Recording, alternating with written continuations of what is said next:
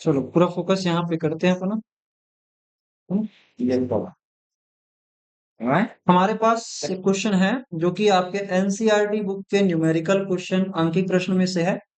पहला ही क्वेश्चन है और इस क्वेश्चन में क्या खास दिया गया है उस चीजों को पढ़ते हुए समझते हैं। हालांकि यहाँ पे इंग्लिश में क्वेश्चन लिया गया है लेकिन आपको हिंदी में हर एक शब्दों के मायने बताते हुए हम यहाँ पे इसको सॉल्व करेंगे। यहाँ पे बोला गया बेटा क्या बनाना है कि आपको एक अकाउंटिंग इक्वेशन बनाना है, लेखांकन समीकरण बनाने हैं। और लेखांकन समीकरण बनाते समय आपको क्या चीजें फॉलो करना है एक पूरा क्वेश्चन में दिया गया है। 4 ही लाइन का क्वेश्चन है, क्वेश्चन ज्यादा बड़ा नहीं है। और लेखांकन समीकरण के पहले भी हमने बहुत सारे वीडियोस बना रखे हैं, तो उसको भी आप ऊपर जो है या इस वीडियो के लास्ट में जो एंड स्क्रीन आएगा वहां पे आप जाके देख सकते हैं, पूरा प्लेलिस्ट दिया गया है, या आई बटन पे क्लिक करके देख सकते हैं। सबसे पहले यहाँ पे क्वेश्चन जो दिया है उसको हम देखते हैं क्या दिया है क्वेश्चन में, वर्ड टू वर्ड पढ़ेंगे। और लेखांकन समीकरण क्या होता है ये आप सभी को पता है। लेखांकन समीकरण एक प्रकार का समीकरण है जो कि हमको हमारे संपत्तियों और दायित्वों के बीच में हमारा एक संबंध बताता है कि कौन कितना बदल रहा है, कौन कितना चेंज हो रहा है। क्लियर है? चलो, यहाँ पे हमारे पास क्वेश्चन है, क्वेश्चन में क्या बोला गया है, Harsha started business with cash. Harsha जो कि यहाँ पे ओनर है, इन्होंने स्टार्ट किया क्या, बिजनेस, बिजनेस का प्रारंभ किया विथ कैश मतलब रोकड़ से। कितने का रोकड़ लगाए, 2 लाख के। अब यहाँ पे आप जब भी रिकॉर्ड करते हो तो आपको अपने आप को क्या समझ लेना है, बिजनेस। जब तक आप अपने आप को बिजनेस नहीं मानोगे तो आप कहीं ना कहीं इसको गलत तरह से क्या करोगे, इसमें रिकॉर्ड करोगे। तो आपको अपने आप को क्या मान लेना है, बिजनेस। और अगर आपने अपने आप को बिजनेस मान लिया है, अगर अपने आप को अगर आप बिजनेस मान लोगे, उसके बाद ये जो क्वेश्चन है आपके लिए बहुत ही आसान हो जाएगा। अब आप सोचो, आपके पास बिजनेस हो आप, और आपके पास क्या आ रहा है, रोकड़ आ रहा है। क्या आ रहा है, रोकड़। क्योंकि बिजनेसमैन यहाँ पे हर्षा है, तो आप क्या बोलोगे, हर्षा ने आपको कितने रुपए दिए, 2 लाख। 2 लाख आपके पास कैश बढ़ेंगे, और साथ ही साथ क्या बढ़ जाएगा, एक जिम्मेदारी बढ़ जाएगी कि बाद में ओनर को पैसा वापस लौटाना है, जिसको हम बोलते हैं कैपिटल। क्या बोलते हैं, कैपिटल। इसको बोलते हैं पूंजी। और एक बोल देंगे रोकड़, जो कि हमारा एसेट के अंदर आता है, रोकड़। और कैपिटल तो कैपिटल ही रहेगा बेटा। तो जब भी हम यहाँ पे ट्रांजेक्शन को रिकॉर्ड करते हैं तो हमारा यहाँ पे कुछ इस प्रकार का फॉर्मेट रहता है। फॉर्मेट अगर इसी को मैं अगर व्हाइट बोर्ड में लिख के बताता तो हो सकता है थोड़ा लंबा लगे और लिखने में भी असुविधा होती है, तो मैं यहाँ पे आपको इस प्रकार से बता रहा हूँ, समझिए कुछ। अब यहाँ पे क्या होगा, जैसे कि आप देख रहे हैं क्वेश्चन में बोला गया है, हर्षा ने क्या किया, बिजनेस स्टार्ट किया कैश से। तो कैश बढ़ेंगे, तो यहाँ पे मुझे लिखना पड़ेगा कैश। क्या लिखना पड़ेगा, कैश। यहाँ पे रोकड़ लिखेंगे। और साथ ही साथ कैपिटल, जो कि ऑलरेडी हेडिंग दिया गया है, तो नीचे कैपिटल लिखने की रिक्वायरमेंट नहीं है। पहला जो पॉइंट बोला गया इसको लिख रहे हैं, इसलिए यहाँ पे पहला लिख लेते हैं। और पहला लिखने के बाद अब यहाँ पे हम क्या लिखेंगे, बिजनेस स्टार्टेड। क्या लिखेंगे, बिजनेस। देखो जब भी अपन इंग्लिश में लिखते हैं ना तो कैसे लिखते हैं, उल्टे। बिजनेस को पहले लिखेंगे और स्टार्टेड को बाद में। हम लिखेंगे भैया business started, business, business started. ठीक है, बिजनेस स्टार्टेड। और बिजनेस स्टार्टेड में कैश में कितना डालेंगे, तो 2 लाख। तो यहाँ पे हम लिख लेते हैं 2 लाख। ठीक है, आपको साफ साफ नजर आ रहा है कि यहाँ पे कितने हो गए हैं, 2 लाख। अब 2 लाख तो हो गया, और इधर कितना लिखेंगे, कैपिटल में 2 लाख। कैपिटल में भी आएगा 2 लाख बेटा, 5 जीरो आते हैं। क्लियर है? अब चलो, एक ही अपने ट्रांजेक्शन पोस्ट किया है। अब इसके बाद दूसरा वाला करते हैं, क्योंकि जैसे ही 2 होगा हम उसके बाद उसको बैलेंस निकालेंगे। दूसरा यहाँ पे क्या बोला गया है, परचेस्ड गुड्स। परचेस्ड गुड्स का मतलब हो गया माल खरीदा। गुड्स मतलब होते हैं माल, और परचेज का मतलब होता है खरीदना। तो परचेस्ड मतलब हो गया खरीदा। तो गुड्स खरीदा फ्रॉम नमन। फ्रॉम मतलब से, नमन से। किससे, नमन से। नमन से माल खरीदा फॉर कैश। फॉर कैश कहने का मतलब नगदी। फॉर कैश का मतलब हो गया नगद। हैंड टू हैंड हमने उनको क्या दे दिया, नगद दे दिया, कैश दे दिए, है ना। और कैश देंगे तो कैश कम हो जाएगा, और माल कितने से आ जाएगा हमारे पास से, 40,000। आप व्यवसाय हो, बिजनेस हो, और बिजनेस के पास आज क्या आ रहा है, गुड्स। क्या आ रहा है बेटा, गुड्स। तो यहाँ पे गुड्स नाम का पहले से कोई हेडिंग बना नहीं है, इसलिए यहाँ पे मुझे प्लस करके एक नया हेडिंग देना पड़ेगा, वो है गुड्स। ठीक है। और इस लाइन पे नहीं लिखेंगे, हम सेकंड लाइन पे लिखने वाले हैं। क्या लिखेंगे, परचेज्ड गुड्स। तो हम यहाँ पे लिखेंगे गुड्स परचेज्ड। क्या लिखेंगे, गुड्स परचेज्ड, गुड्स परचेज्ड। ठीक है, क्या लिखे, गुड्स परचेज्ड। अब यहाँ पे नमन से खरीद। देखो क्वेश्चन में ट्रिकी पॉइंट क्या होता है, जैसे ये क्वेश्चन अगर इतना से बोल के साइलेंट हो जाता, कितना बोल के, परचेज्ड गुड्स फ्रॉम नमन, और ये चीजें नहीं दिया रहता, तो आप मानते इसको उधारी वाला, क्या मानते? उधारी। क्योंकि कोई भी आदमी का नाम आ रहा है, जैसे मैंने आपको बताया था, आप कभी भी, जैसे आप नए बच्चे हो, आप किसी दुकान में गए और वो दुकान से आपने कभी भी कोई सामान नहीं खरीदा है, आप जाओगे, पैसा नहीं है, फिर भी चले गए मांगने के लिए कि अंकल जी ये मुझे ये सामान चाहिए करके, और वो सामान जब लेके निकलोगे तो आपसे वो क्या पूछेगा? नाम पूछेगा, क्योंकि आपने अभी उनसे पैसा नहीं दिया है। तो यहाँ पे जब पैसा आपने नहीं दिया है तो कायदे से वो क्या बोलेगा, आपका नाम नोट करेगा कि कल चल के आपका नाम से वो रिकॉर्ड रखेगा कि कल चल के फलाने व्यक्ति से, जो कि मेरे दुकान से इस तारीख को ये सामान लेकर गया है, तो उनसे पैसा मांगना है करके। और नाम नहीं नोट करेगा तो किससे लेगा भैया? समझ में आ रहा है कि नहीं आ रहा है? तो इसलिए हम क्या करते हैं, जब भी कोई भी चीज उधारी में खरीदा जाता है तो वहां पे जनरली सामने वाली पार्टी का क्या दिया जाता है? नाम। और नाम दिया जा रहा है, उसके बाद भी क्या बोला गया? For cash. फॉर कैश का मतलब यहाँ पे नगद। तो कई बार ऐसा होता है ना, दुकानदार आपके गांव का ही है, आप बार बार क्या कर रहे हो, उनसे खरीद रहे हो, कई बार उधारी खरीदते हो, कई बार नगद खरीदते हो, नाम जानते हुए भी कई बार हम क्या खरीदते हैं? नगद खरीदते हैं। ऐसे परिस्थिति में आप नाम भले जान रहे हो, लेकिन आपने उधारी थोड़ी ना रखा है, आपने तो तुरंत पैसा दे दिया, तो कैश घट जाएंगे, कैश घटेंगे और गुड्स क्या हो जाएगा? बढ़ जाएगा। तो कैश क्या होंगे? घटेंगे। तो यहाँ पे हम इसको क्या करेंगे? Negative balance. हालांकि इसको ब्रैकेट में दिखाते हैं, कितना दिखाएंगे ब्रैकेट में? 40,000। तो हम यहाँ पे लिखा देंगे 40,000 और ब्रैकेट क्लोज कर देंगे। ठीक है बेटा, ये नेगेटिव ऑटोमेटिक हो गया। और उसके बाद गुड्स में कितना बढ़ाएंगे? प्लस करेंगे हम। तो यहाँ पे हम लगा देते हैं प्लस और यहाँ पे लिखेंगे 40,000 के। मेरे को बताओ, इधर 40,000 से कम हुआ, तराजू के इस साइड 40,000 कम हुआ और इस साइड एक तरह से 40,000 बढ़ा दिया, कोई फर्क पड़ेगा इक्वेशन में? नहीं पड़ेगा। तो अब जब भी हमारा दो इक्वेशन हो जाता है या दो समीकरण की लाइनें हो जाती है, उसके बाद हमको इनको न्यू बैलेंस पता करना होता है। वो इस प्रकार से हम करते हैं, एक लाइन ड्रॉ करेंगे। अब यहाँ पे हम न्यू बैलेंस लिखेंगे, क्या लिखेंगे? New balance. आज हमारे पास बैलेंस किसका कितना कितना बाकी है। ठीक है, तो आप बताओ, 2 लाख का पहले से कैश पड़ा था, 40,000 कम हो जाएंगे, तो यहाँ पे हम क्या बोलेंगे? 2 लाख माइनस 40,000 तो हो जाएगा 1,60,000। और आगे क्या हो जाएगा? प्लस में आज भी आपके पास गुड्स पड़े हुए हैं ना, पॉजिटिव बैलेंस है, तो 40,000 का आपके पास गुड्स है। और इसी प्रकार से जब बराबर की इस साइड आप जाओगे, बराबर के इस साइड अगर आप जाओगे तो क्या होगा? कोई फर्क नहीं पड़ेगा, इसमें तो कोई बदलाव होगा नहीं, क्योंकि ना तो फायदा हुआ है ना तो नुकसान। तो हम बोलेंगे 2 लाख हो गया, अभी भी 2 लाख की पूंजी पड़ी हुई है। क्लियर है? अगली एंट्री की बात करते हैं। हमने फर्स्ट दो कर लिए हैं, चलो अब यहाँ पे हम बात करते हैं तीसरे नंबर की। तीसरे नंबर में क्या बोला गया है? Goods sold. Sold goods. Sold goods. Sold मतलब बिक गया। सोल्ड मतलब सेल मतलब बेचना होता है, देखो ध्यान रखना। सेल का मतलब क्या होता है? बेचना। मैं कुछ शब्द लिख रहा हूं जिसका आप बाद में कंफ्यूज हो जाओगे, इसलिए मैं अभी से बता देता हूं क्या होता है। आपने ये भी स्पेलिंग देखा होगा, सेल। ये भी सेल है, ये भी सेल है, और ये सोल्ड। ठीक है, अब इनका मायने समझते हैं। चलो, सेल का मतलब होता है बेचना। सेल का मतलब क्या होता है? बेचना। कौन से सेल का? इसका मतलब होता है बेचना। क्लियर? यस। और इसका मतलब होता है बिक गया या बिका हुआ। बिका हुआ। जैसे आपने देखा होगा, गाड़ी के पीछे स्टिकर लगा देते हैं, है ना? जैसी गाड़ी बिक जाता है तो क्या बोलते हैं? बिका हुआ गाड़ी है, सोल्ड है। क्या है? सोल्ड। और स्टिकर को इसलिए नहीं हटाते कि हमारा गाड़ी नया है करके क्या हो, दिखता रहे, नया है ऐसा लगे। ठीक है। और इसका मतलब होता है बिक्री। क्या होता है इसका मतलब? बेचना और बिक्री में कुछ तो फर्क है। बेचना और बिक्री में कुछ फर्क है कि नहीं है?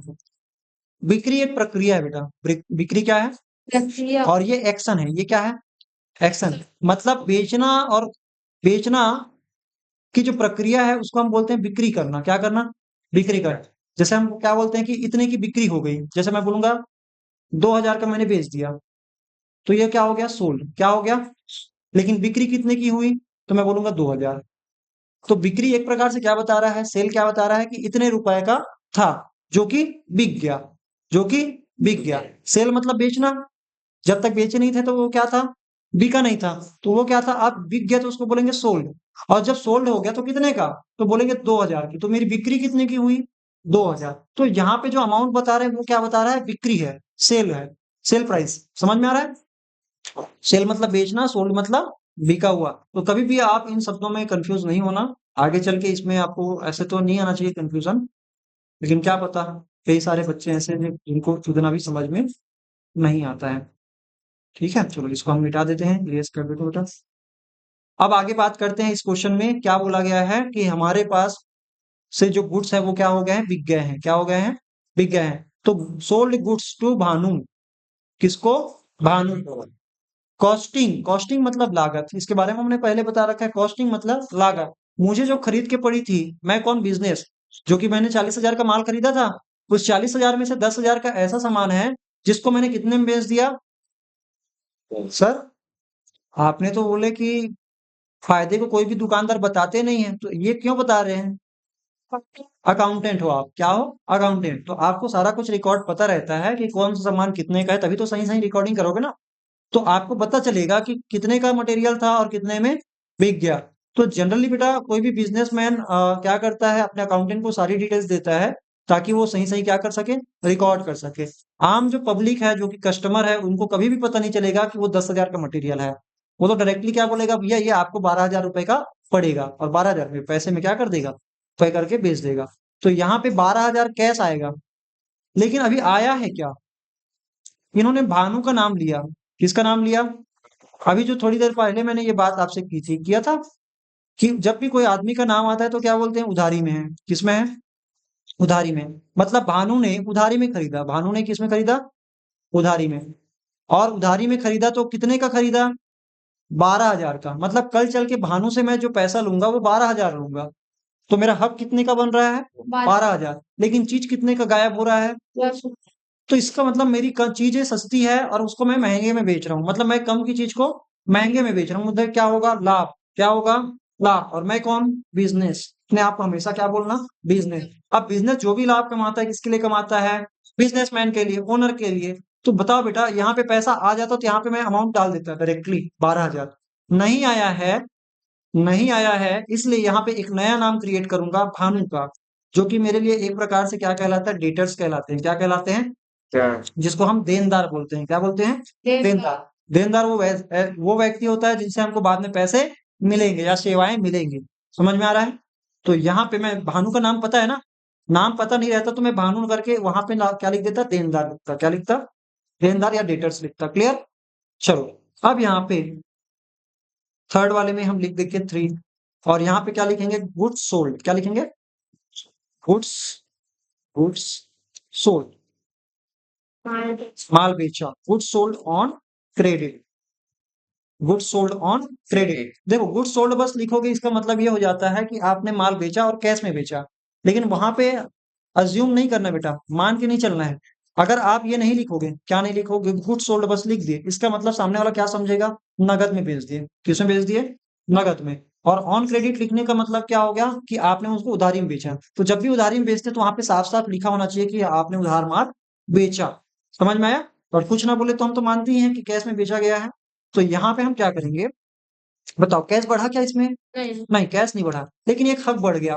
भानु से बाद में हमको पैसा मिलेगा, कितना मिलेगा, 12,000। 10,000 से ना मिलेगा, मिलेगा तो 12,000। लेकिन चीज कितने की जा रही है, देखो भानु से मिलेगा वो तो प्लस करने हैं, लेकिन यहाँ पे गुड्स कितने से कम हो रहे हैं, 10,000 से। तो मैं यहाँ पे बोलूंगा 10,000 से मुझे क्या करना है, कम। तो यहाँ पे नेगेटिव करके 10,000 दिखाऊंगा। ठीक है, 10,000 से कम होगा और 12,000 से बढ़ेगा। आपको नहीं लग रहा है बैलेंस मिसमैच हो गया है, हो गया है ना। मतलब 2,000 से डेबिट, पूरे एसेट साइड 2,000 से क्या हो रहा है, बढ़ रहे हैं। ये पूरा का पूरा एसेट साइड है, पूरा का पूरा क्या है, एसेट साइड, एसेट साइड है। मैं इसको समझ में आया।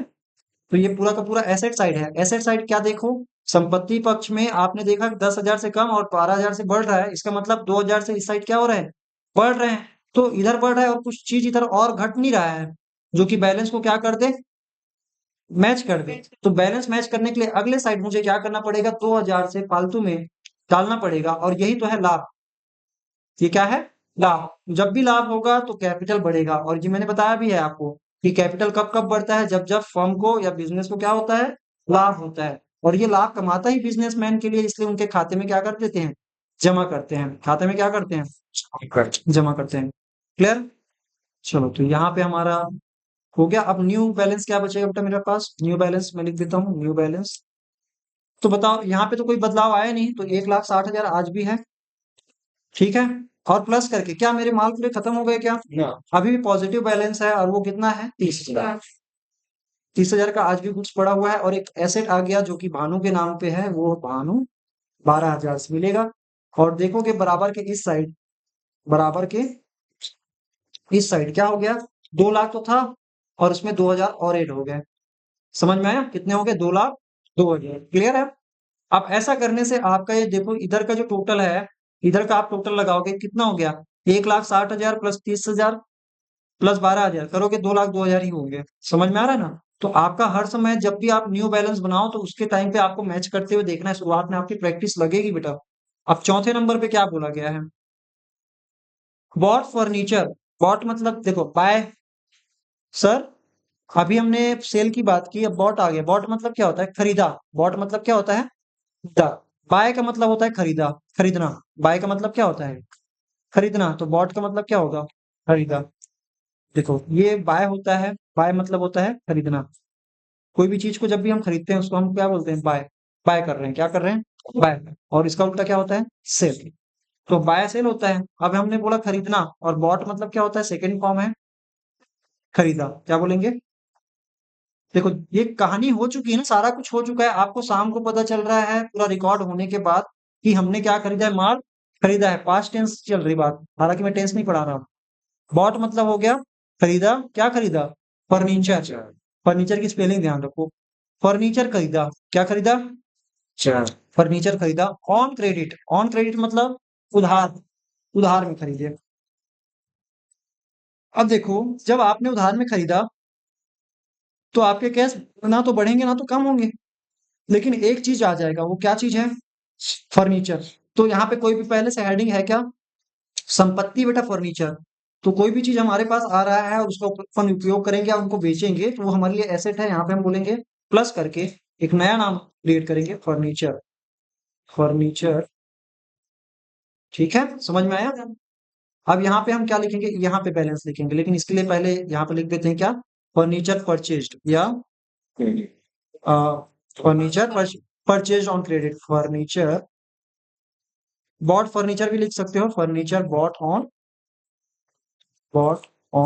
क्रेडिट, ठीक है। Furniture bought on credit. अब जैसे ही आपने लिखा तो उधारी में खरीदे तो कैश में कोई चेंज आएगा नहीं, उसमें भी कोई चेंज नहीं आएगा, भानु का भी तो कोई बैलेंस बदलेगा नहीं। बस इतनी सी बात है, आपके पास एक फर्नीचर आएगी, क्या आ जाएगा, प्लस करके दिखाएंगे। फर्नीचर कितने का बेटा, 70,000 का, 7,000 का, सॉरी 7,000 का फर्नीचर है।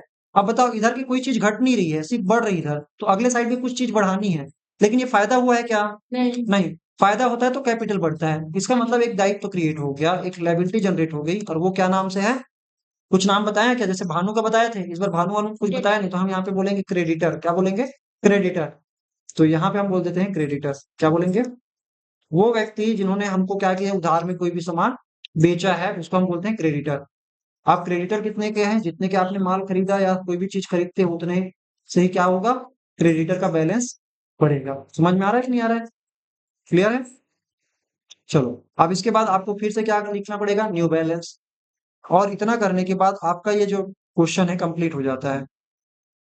क्लियर, गलत जगह हो गया। चलो तो यहाँ पे हम क्या करते हैं, जब भी आप क्या करेंगे इस प्रकार से न्यू बैलेंस लिखेंगे तो पहले एक लाइन जरूर ड्रॉ करेंगे, और यहाँ पे हम लिखेंगे न्यू बैलेंस 1,60,000, और फिर प्लस करके 30,000, इसमें कोई बदलाव हुए नहीं है, प्लस करके अभी भी 12,000 का भानु से लेना बाकी है, और एक एसेट आ गया वो है 7,000 का, लेकिन एक साथ में चिंता भी आई लौटाने की। किनको लौटाना है, बराबर की साइड आप देखोगे, एक लौटाना है ओनर को, किनको बेटा, ओनर को लौटाना है, और दूसरा लौटाना है एक थर्ड पार्टी जिसका नाम हमने अभी पता नहीं, इसलिए उसको क्या लिखे हैं, क्रेडिटर। तो हम बोलेंगे 2,02,000 से आज लौटाना है किनको, ओनर को, और एक लौटाना है किनको, क्रेडिटर्स को। तो ये हो गए 7,000। क्लियर है ना।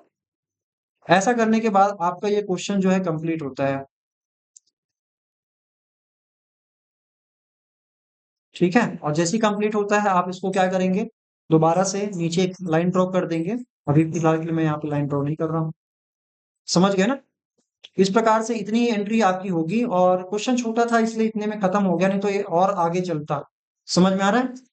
चलो, तो ये बेटा आपको समझ में आया होगा उम्मीद करता हूँ, और ऐसी ही और भी वीडियोस के लिए हमारे यूट्यूब चैनल पर बने रहें, और भी वीडियोस हैं उसको देखिए और सीखिए।